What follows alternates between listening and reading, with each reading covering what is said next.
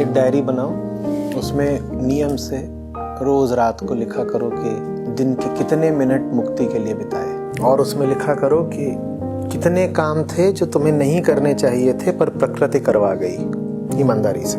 ये हिसाब हर हफ्ते किसी ऐसे को दिखाओ जिसको दिखाने में खतरा हो। अपने मासिक खर्चे में से बताओ कि अपनी मुक्ति पर कितना खर्च कर रहे हो।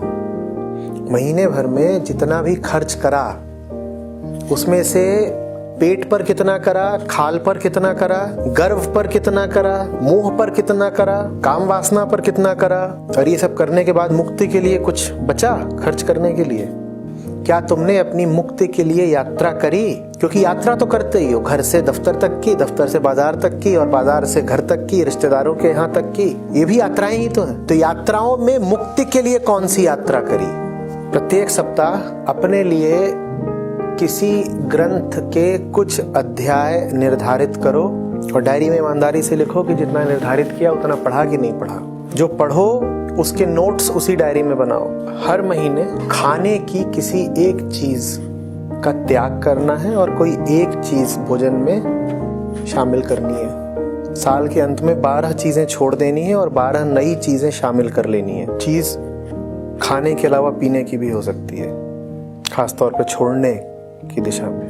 प्रतिदिन दुनिया के बारे में किसी भी क्षेत्र से, इतिहास, विज्ञान, भूगोल, राजनीति, धर्म, समाजशास्त्र, खगोल शास्त्र, पुरातत्व शास्त्र, किसी भी दिशा से कोई एक ज्ञान की बात नई पता करनी है।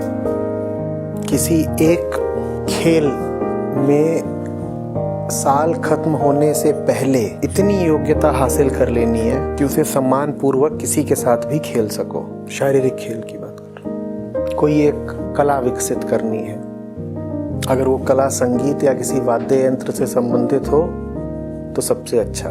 पर्यावरण और पशुओं के प्रति जागरूकता बढ़ाने के लिए किसी सार्थक अभियान का हिस्सा बने।